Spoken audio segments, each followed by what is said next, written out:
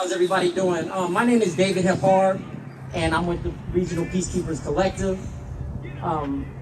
My title is of an executive director, but in my organization, we're very non-hierarchical. And the reality is I'm just a directly impacted community member who does his community work through the Freedom Project. That is my framing. And I'm doing everything that I can do to support this collective effort to create a world where we no longer have to bury our young so often. As a community, we're in trauma. Tired of the funerals, wakes, and the candlelight vigils.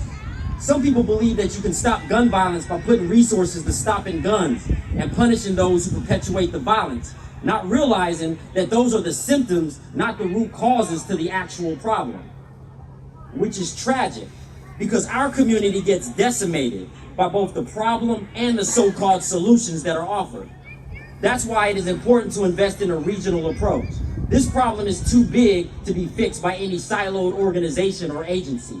It's too intricate to dismantle without a substantial investment of resources to a collective of community organizations who all possess the lived experience, expertise, and the emotional investment in the community we love and are committed to serve.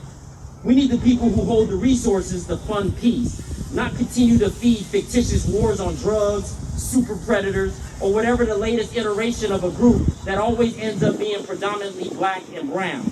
We need those who hold the resources to fund the solutions to our problems in the same way they resource the things that benefit their families and their children.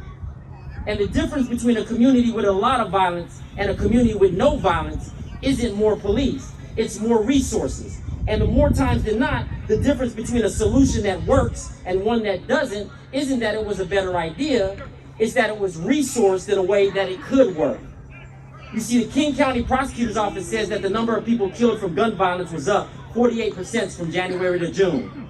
And Dow has publicly committed about $1.4 million for community violence prevention work this year, even though the Regional Peacekeepers Collective is asking for 10 per year. And just for context, DOC is getting over $5 billion over an 8-year period, and the police department is getting over 1.7.